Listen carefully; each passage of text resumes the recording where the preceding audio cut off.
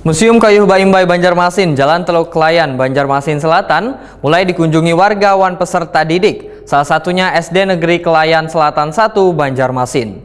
Tujuan kunjungan peserta didik ke Museum Kayu Baimbai, supaya mereka bisa lebih mengetahui beragam benda sejarah peninggalan zaman perang. Kunjungan bersama peserta didik ini sudah kelima kalinya, lantaran jarak sekolah ke museum Parak Banar. Museum Kayu Baimbai Banjarmasin Jalan Teluk Klayan, Banjarmasin Selatan mulai dikunjungi warga wan peserta didik. Museum yang diresmikan pada akhir tahun 2024 lalu ini mulai menyimpan berbagai benda bersejarah peninggalan bebuan pejuang Banjar di zaman Bahari.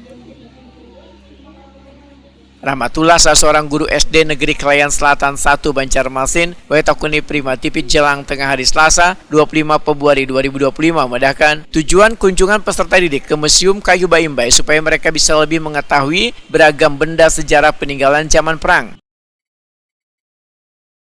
Kunjungan bersama peserta didik ini sudah kelima kalinya lantaran jarak sekolah ke Museum Parak Banar. Ini dalam rangka apa nih Pak, ke museum mungkin Pak bisa jelaskan? Untuk memperkenalkan budaya dan sejarah Banjar sih. Iya.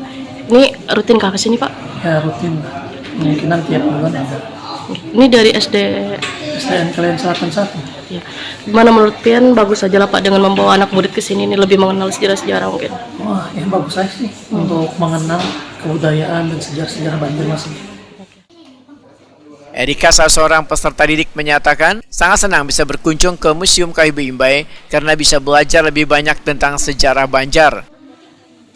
Gimana nih kunjungan ke museum?